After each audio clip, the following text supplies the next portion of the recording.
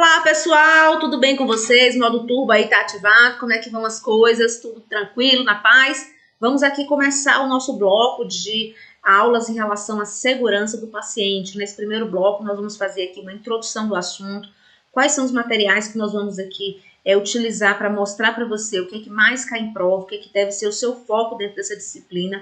Uma disciplina que é transversal em relação aí às cobranças, ela é cobrada em todas as áreas e também em diversas nuances em relação à abordagem, né? Nós temos aí uma disciplina também que eu digo que é a disciplina da moda. Todas as provas, tanto de concursos quanto de residências, têm aumentado o número de questões nessa área de segurança do paciente, tá certo? Então vamos aqui verificar a questão da segurança do paciente primeiro, o que é isso, né? Qual é esse conceito aqui de segurança do paciente pela OMS e que também vai estar na nossa portaria 529 de 2013, que é a portaria que fala do Programa Nacional de Segurança do Paciente, né? Em 2013 foi um ano aí, um marco histórico nessa temática, né? Por conta dessa política do Ministério da Saúde em criar um programa específico com essa temática. Então, quando eu falo do conceito de segurança do paciente, eu digo que é a redução ao mínimo aceitável do risco de dano desnecessário associado ao cuidado de saúde. Quando eu falo aqui ao mínimo aceitável, porque nós temos diversas situações que estão dentro dos protocolos do Ministério que podem acontecer, só que a gente quer que isso aconteça numa quantidade menor possível, né? E quando eu falo em segurança do paciente, eu envolvo aqui o risco de lesão por pressão, o risco de queda, o risco de fazer uma medicação errada, o risco de levar uma infecção relacionada à assistência à saúde ao paciente que não tinha essa infecção antes de internar. Ou seja, eu estou falando de coisas que são evitáveis. Se eu faço um protocolo de mudança de decúbito, de acompanhamento, de monitoramento, para não ter uma lesão por pressão, a gente vai evitar esse dano desnecessário ao nosso paciente. Se eu faço uma intervenção de avaliação de indicadores, de avaliação de escala, de elevação de grade, de monitoramento para ajudar o paciente na hora do banho, e faço intervenções e medicações prescritas, os horários específicos para evitar essa queda, eu estou aqui evitando esse evento adverso da queda. Então, observe que é o mínimo aceitável, por quê? Porque existem situações que não são totalmente cobertas com as nossas ações, tá? Dependem também da questão do paciente, tá certo? Então, por exemplo, a lesão por pressão, muita coisa pode ser evitada com o nosso cuidado. Mas existe também a correlação em relação ao quê? Ao risco, né, do próprio paciente, né, associado aos fatores do próprio paciente, né? O paciente muito desnutrido, paciente acamado, paciente com incontinência, paciente com todos os fatores de riscos aí associado, ele pode ter isso potencializado, tá certo? Então, o conceito é um mínimo aceitável. Às vezes, a questão de prova cai exatamente dizendo que reduz em 100% esse risco. Aí estaria errado, porque é um mínimo aceitável, por isso que eu botei de negrito aqui, tá? Quando eu falo em segurança do paciente, eu tenho aqui os manuais, as normas, as portarias, que eu considero muito importante para a gente estudar, tá? A primeira delas está aqui embaixo, é a RDC da Anvisa, 63 de 2011. Ela vai tratar de boas práticas para os serviços de saúde, de maneira ampla, não só na segurança do paciente. O artigo 8º dessa nossa RDC é o que vai destrinchar alguns tópicos relacionados à segurança do paciente e a necessidade de incluir a preocupação da segurança do paciente no contexto dessas boas práticas para o serviço de saúde de forma ampla, tá? De forma que é integrada com outras áreas do hospital, como, por exemplo, a parte aí estrutural, a parte de recursos humanos, recursos materiais. Então, vários itens são abordados nessa RDC no contexto de boas práticas dos serviços de saúde, e o artigo 8º é o que fala da segurança do paciente, tá? E aí, o Ministério da Saúde fez a portaria 529 de 2013. Observe que 2 anos aí depois da RDC 63, e nesse item, né, nessa norma jurídica, nós temos aqui o Programa Nacional de Segurança do Paciente sendo instituído, tá bom? Então, nós vamos ter aqui diversas regras, conceitos importantes. Essa portaria é muito cobrada em prova e nós vamos destrinchar ela aqui com você. E aí, no mesmo ano, nós temos também a RDC da Anvisa 36 de 2013, que institui ações para a segurança do paciente em serviços de saúde, ela vai citar o núcleo de segurança do paciente, porque cada estabelecimento vai ter que ter esse núcleo, e vai também falar do plano de segurança do paciente, ou seja, o que é que eu vou fazer para gerenciar esse risco, né, de danos desnecessários ao meu paciente. Então, vai acontecer que esse núcleo, que vai ser aqui designado para poder fazer esse plano, vai colocar no papel o que é que deve ser feito, as atividades que devem ser feitas para que esses danos não aconteçam, tá certo, pessoal? E não só o dano, né, mas o próprio evento adverso, beleza? Que é justamente um incidente que gerou dano ao paciente, tá? Nós vamos trazer todos esses conceitos aqui, porque às vezes você pode confundir na prova e isso é uma das coisas que mais cai em prova, tá? Tem um incidente. Um incidente é alguma coisa que aconteceu errado, né? Alguma coisa que aconteceu que não devia ter acontecido. Esse incidente, ele pode não atingir o paciente, que é aquela pessoa que separou o medicamento errado da pessoa que não era para receber, mas na hora ela percebeu e não fez. Então, é um incidente aqui sem atingir o paciente, que a gente chama aqui do inglês near miss, que é quase erro. Tem um incidente que eu fiz a medicação errada, mas o paciente não apresentou nenhum dano, né? Então, é um incidente sem dano. E tem um incidente que eu fiz a medicação errada e o paciente teve uma reação alérgica, por exemplo. Aí, esse incidente vai receber o nome de evento adverso, tá? Que é um incidente com dano. Então, eu quero evitar esse evento adverso, que é o incidente aqui com dano, como também eu quero evitar os outros incidentes. Porque esse incidente que quase atingiu o paciente, eu também tenho que evitar ele, porque uma hora aí a gente acaba errando. Então, vamos intervir nesses dois outros também, o que não teve dano e o que quase atingiu o paciente, para entender em que momento do processo de trabalho gerou aquele tipo de incidente, né, para evitar que isso aconteça novamente, tá bom? Mas nós vamos trabalhar com todos esses conceitos, que é uma das partes aí mais importantes de prova. No mesmo ano, 2013, o Ministério da Saúde editou 2 portarias.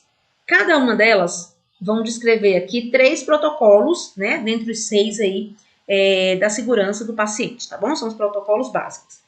No contexto aqui de outras publicações, nós temos muitos, mas muitos manuais da Anvisa na temática de segurança do paciente, e a Rebrasp, que é aí do Corém de São Paulo associado, né, tem as publicações específicas, né, os 10 passos para a segurança do paciente, aqui erros e estratégias para vencer erros de medicação, também do Corém de São Paulo. Então, tem muitas coisas publicadas dentro dessa temática de segurança do paciente e que são abordadas em provas de maneira geral, tá bom? Ok, vamos conhecer aqui a capinha, né, dos protocolos do Ministério da Saúde, que tem associação com esse tema. Nós temos aqui a segurança do paciente no domicílio, que é a parte da segurança do paciente no home care, né, na assistência aqui domiciliar, tá? Assistência segura, uma reflexão teórica aplicada à prática. Hoje a gente vai trabalhar algumas coisas sobre esse manual, principalmente a parte histórica, né, que traz pra gente aí essa temática da segurança do paciente e a questão da avaliação da qualidade em saúde, tá? Investigação de eventos adversos em serviços de saúde. Lembra que eu te falei? Evento adverso é um incidente com dano, né? Esse é o conceito de evento adverso. E eu preciso investigar isso aqui para poder isso não acontecer novamente, não ter reincidência, né? Então, tem um manual só para poder fazer essa investigação, tá?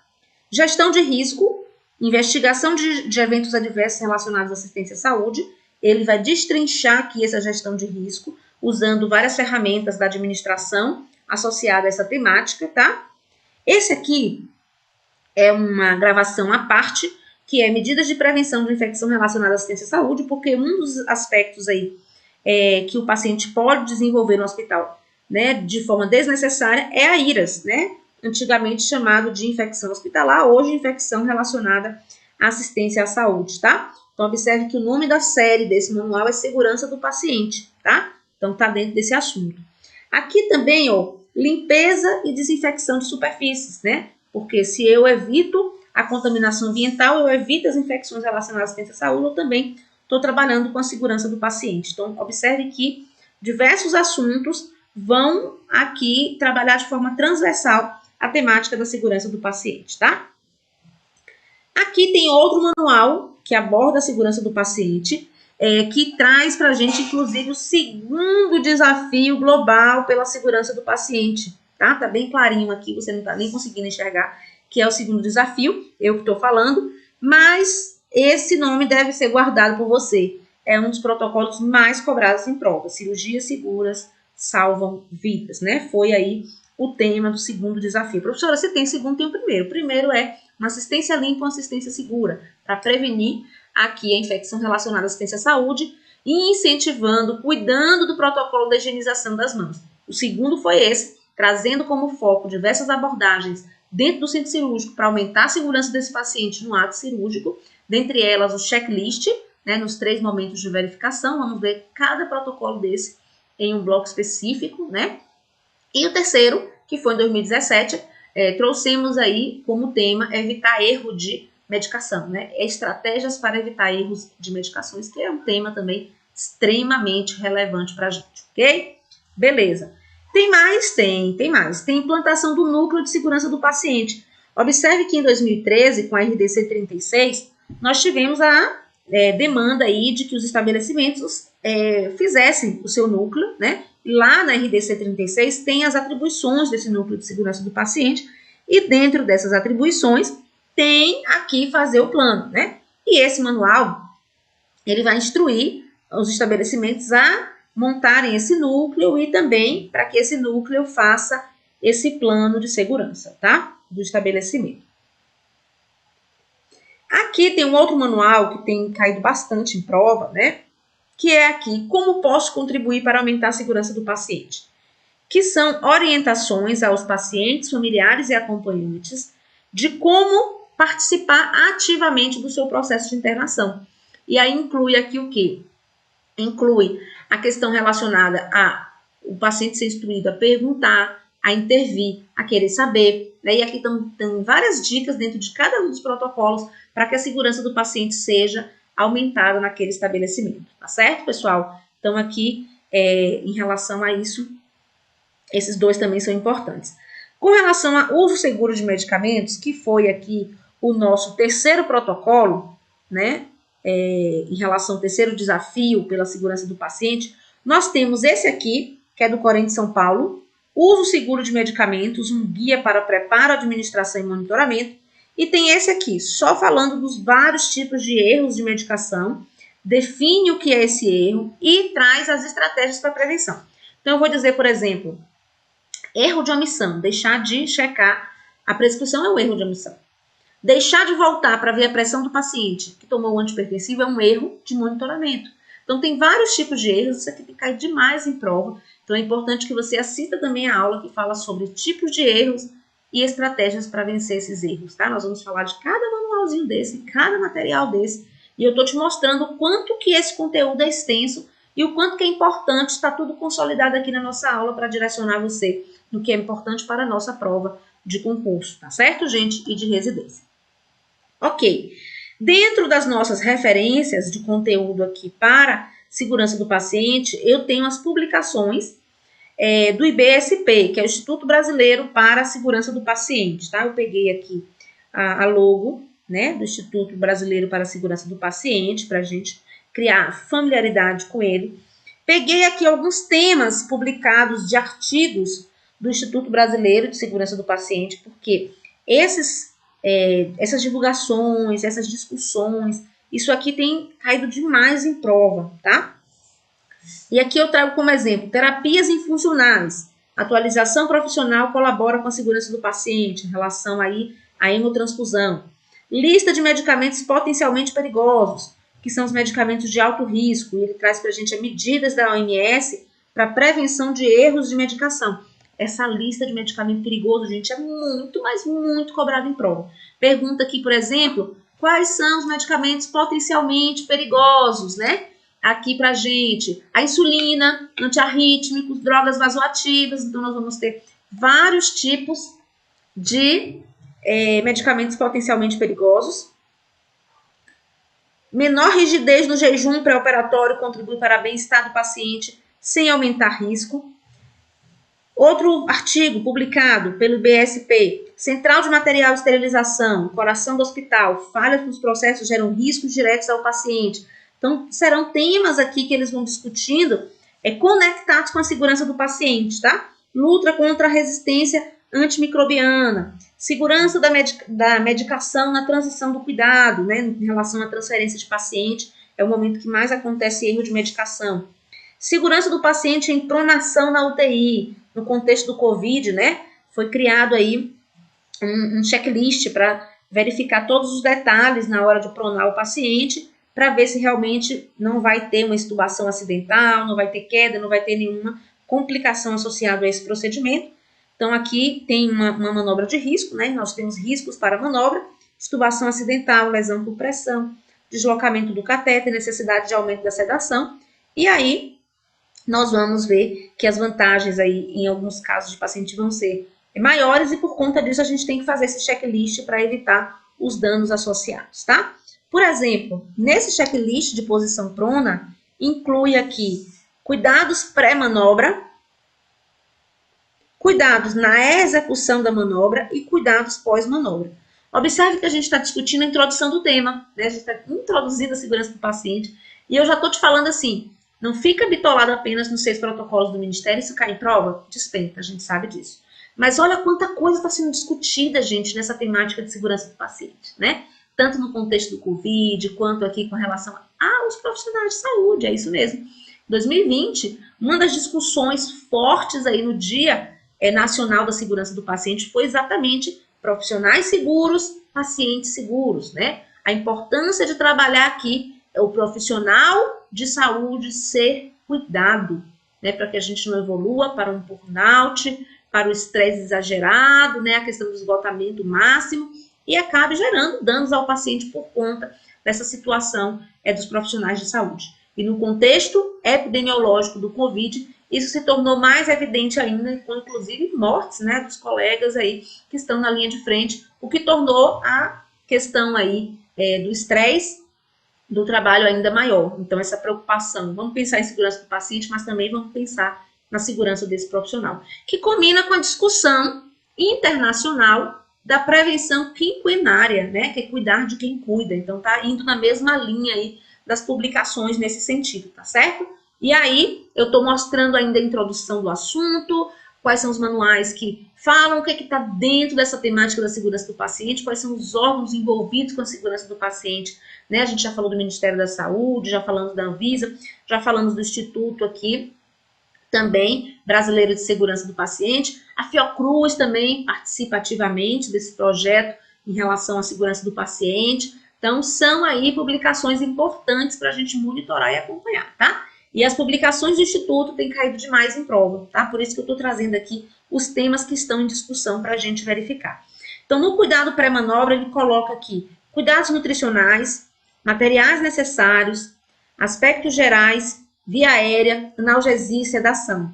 Cuidados na execução, confirmar se a equipe está corretamente posicionada, médico na cabeceira do leito e os outros profissionais distribuídos nas laterais da cama, início da checagem dos registros dos sinais de preparação para a manobra, leitura dos procedimentos de execução, formação do envelope, realizando o giro com os 3 momentos ao comando do médico e cuidados pós-manobra, finaliza o procedimento, checa o posicionamento do tubo endotraqueal, confirma a pressão do balonete do tubo, checa a posição dos coxins e posicionamento de novos coxins, checagem da cabeceira da cama, reposicionamento dos eletrodos do paciente, que vai ser no dorso, elevação no membro superior, reinício das medicações de infusão parenteral e hemodiálise, alívio dos pontos de pressão, novo registro dos sinais vitais. Então, observe que nós temos aqui os cuidados da posição prona, né, pelo Instituto Brasileiro de Segurança do Paciente. Se você olhar o manual do COVID de gestação, lá também tem o passo a passo da pronação, orientado pelo Ministério da Saúde, tá? E lá vai ter outras recomendações a mais do que essas aqui, vai estar mais amplo e com a necessidade, inclusive, de gasometria pré e pós aí, pronação, tá? Então, muito cuidado, esses assuntos estão sendo muito discutidos, a segurança do paciente sempre foi um tema importante, né, principalmente de 2013 para cá, e no contexto do Covid, atualização, e onde tem atualização tem questão, beleza?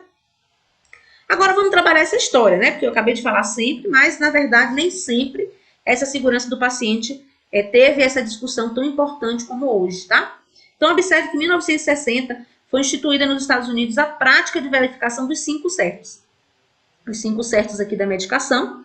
Em 1990, no Brasil, surgiu a acreditação hospitalar, que é aqui uma questão relacionada a uma verificação não fiscalizatória, não obrigatória, né, de cunho educativo e de melhoria contínua nos estabelecimentos hospitalares, para criar aqui, né, a questão de títulos daquela instituição como acreditado pleno ou acreditado com excelência, no contexto de dizer para a sociedade, olha, aqui foi vistoriado e aqui foi dado o certificado de acreditado ou acreditado pleno, né, esses dois aí com validade de 2 anos, ou acreditado com excelência com a validade de 3 anos, né? Então, essa acreditação hospitalar, ela também tem a ver com a segurança do paciente, né? E tem um foco mais centrado nos hospitais, e é claro que isso aí veio como um avanço também das questões que eram verificadas antes com a ISO, por exemplo, tá? Em 94, o Ministério da Saúde estabeleceu o Programa Brasileiro de Qualidade e Produtividade e a Comissão Nacional de Qualidade e Produtividade em Saúde. Em 99, sem penalização, mas com conhecimento e responsabilização, errar é humano, construindo um sistema de saúde mais seguro, né? Essa discussão aí, colocando a segurança do paciente em pauta na Organização Mundial de Saúde. Em 2001, foi criado a Rede Sentinela, que vai sistematizar a vigilância de produtos usados em serviços de saúde. Em 2004, eu tenho a Aliança para a Segurança do Paciente e o Brasil torna-se um dos estados signatários e institui medidas que aumentam a segurança e qualidade. 2005, 2006 é um marco, porque aqui eu tenho o quê? Eu tenho o primeiro desafio internacional. Uma assistência limpa é uma assistência mais segura. O foco aqui é diminuir as infecções relacionadas à assistência à saúde. 2008, 2009, OMS aqui, paciente pela sua própria segurança, que é um dos protocolos, inclusive você viu ali que a Anvisa tem um manual que orienta os pacientes como melhorar a segurança dele no estabelecimento, né? Em 2010, nós tivemos aqui uma RDC da Anvisa, 42 de 2010, trabalhamos ela aí quando falamos sobre higienização das mãos, né? Que cria a obrigatoriedade da disponibilização de preparação alcoólica para a fricção antisséptica das mãos pelos serviços de saúde. Em 2007, houve a criação do NotVisa, que é o sistema que registra aí, né, os eventos adversos. 2007 e 2008, tivemos o segundo desafio pela segurança do paciente, desafio internacional. Cirurgia segura, salvam vidas, tá? Eu vou colocar, inclusive, de marca-texto. Em outro momento, a gente vai voltar só falando desses desafios. Mas aqui eu já queria incutir isso na sua cabeça, porque tem muitas questões que cobram. Qual foi o primeiro desafio? Qual foi o segundo? É muito cobrado isso. Em 2009, Instituto de Práticas Seguras no Uso de Medicamento, pelo Instituto aqui de Segurança do Paciente, né? Instituto Brasileiro de Segurança do Paciente no Brasil. A RDC 63 de 2011 veio aqui no ano de 2011 na evolução histórica, e eu falei para vocês já, né, que ela visa boas práticas gerais de serviço de saúde. O artigo 8º é o que vai falar da segurança do paciente especificamente nessa. Em 2012, o projeto Paciente pela Segurança do Paciente, da Anvisa. 2013 foi um marco, né? 2013, como vocês já puderam observar, nós temos aí tanto as portarias dos protocolos, tá? Cada uma dessas são 2 portarias bem pequenininhas que trazem simplesmente a lista dos 3 protocolos, que inclui cirurgia segura, prevenção de lesão por pressão, prevenção de queda, higienização das mãos, erro de medicação, né? Então aí vai estar dividido em cada uma dessas portarias, a gente vai ver isso, tá? Portaria 529 de 2013, que cria o Programa Nacional de Segurança do Paciente. A RDC 36 institui ações para a segurança do paciente em serviços de saúde. Então, fala do núcleo, atribuições desse núcleo, fala do plano de segurança do paciente, fala da notificação, prazo de notificação. Então, aqui são muito importantes todas essas aqui normas, tá? E aí tem os manuais da Anvisa que foram surgindo, né, aí de acordo com os anos. Em 2013, assistência segura, uma reflexão teórica aplicada à prática. 2016, implantação do núcleo de segurança, inclusive eu mostrei para vocês aqui a capinha do manual. 2017, medidas de prevenção de iras, esse ainda está valendo, está caindo bastante em prova, tá? Essa nossa publicação aqui. que tem a ver com a prevenção de IRAS, tá? 2019, Manual de Diagnóstico de IRAS foi atualizado, né? Ele era de 2017.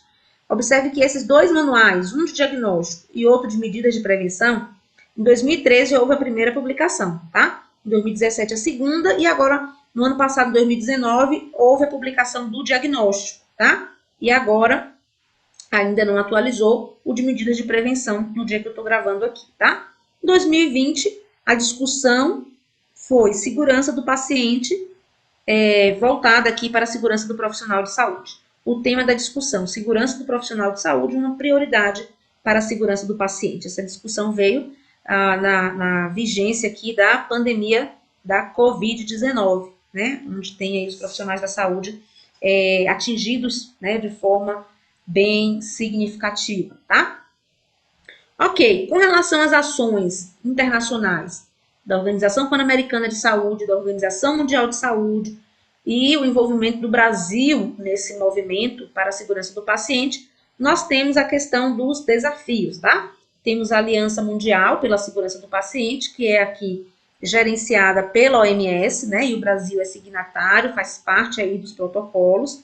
Nós temos os desafios globais, até agora esses 3, e isso cai muito em prova, né? Até já citamos aqui, assistência limpa, assistência segura, cirurgia segura salva vidas e medicação sem danos é aqui o tema do terceiro desafio, tá?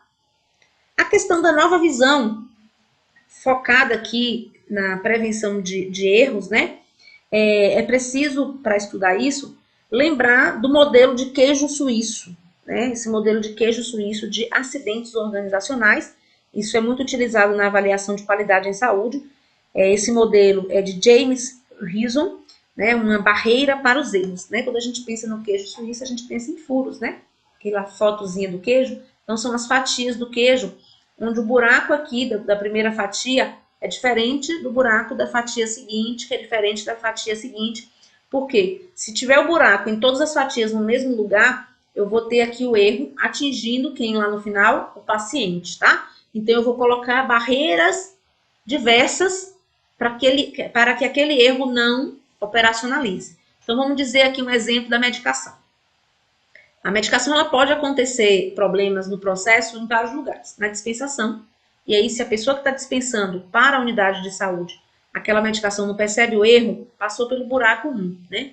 Chegou lá, a medicação errada no posto de enfermagem, e a enfermeira que vai aprazar essa medicação em relação àquele horário, passou o erro ali em relação àquele horário específico daquela medicação. A pessoa que vai fazer aquela medicação pode não perceber o erro relacionado a qualquer um dos tipos de erros ali. E próximo a fazer ainda tem um outro furo que precisa ser tapado, que é o próprio paciente que pergunta o que é isso aí, para que serve, como é que é. Né? Então, observe que eu posso intervir em diversos momentos aqui do processo de trabalho de medicação para que o erro não aconteça lá no final da cascata, na chegada do paciente ali, onde a medicação vai de fato ser ali administrada, tá? E aí, nessa nova visão da segurança do paciente, isso cai bastante em prova. Gente, qual é a nova visão da segurança do paciente? Né? Nós vamos ter temas assim, dessa forma. A substituição da culpa por novas oportunidades de melhorar. Então, assim, a gente não quer errar, mas se o erro aconteceu, o que foi que aconteceu para que esse erro ali fosse, de fato, operacionalizado? Então, a gente vai tirar aquele negócio, você é o culpado, você fez isso. Peraí, o que foi que aconteceu? Vamos aqui desenhar o processo de trabalho daquele tópico que gerou o erro, para que eu possa investigar como melhorar o processo de trabalho para que não ocorra a reincidência. Porque quando eu tenho essa visão antiga da culpa, né, aqui da punição, o que é que vai acontecer? As pessoas não notificam. As pessoas não dizem que fez as coisas erradas por conta do medo, né? E aí, quando eu substituo essa cultura, e a gente vai ver o conceito de cultura do paciente, para uma cultura de melhoria contínua, uma cultura onde o erro serve para aqui uma análise, uma reflexão para que esse erro não aconteça novamente, a gente vai ter aí melhorias sendo instituídas nos processos de trabalho continuamente, tá bom? E essa cultura de segurança vai refletir essencialmente na gerência de valores, experiências, atitudes e práticas, tá?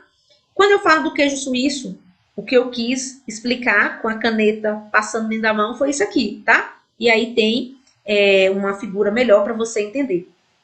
Então, observe aqui, ó, que os buracos são aqui possibilidades que potencializam o erro, né? Se eu coloco uma fatia sem buraco na frente, totalmente pintada, o que é que eu vou fazer? Eu estou tendo uma barreira para o erro, né? E justamente esse queijo suíço fala da necessidade de instituir barreiras para evitar erros, para que o final aqui não combine com o problema, né, instituído. Então, por exemplo, pessoa nova no time é uma chance maior de erro, né? Não cumprimento de uma etapa do processo. Não tem o passo a passo para fazer um procedimento, a pessoa quer fazer do jeito mais simples e está fazendo aí um processo de trabalho pulando etapas. Então, vai aumentar a chance de erro. Por exemplo, a dupla checagem de medicação, dupla checagem de material de hemoterapia. Aí não quer fazer essa dupla checagem. Aí aumenta a chance de erro. Falha na comunicação da equipe, aumenta a chance de erro. E falha no sistema, aqui no final, vai chegar aqui, ó, evento adverso.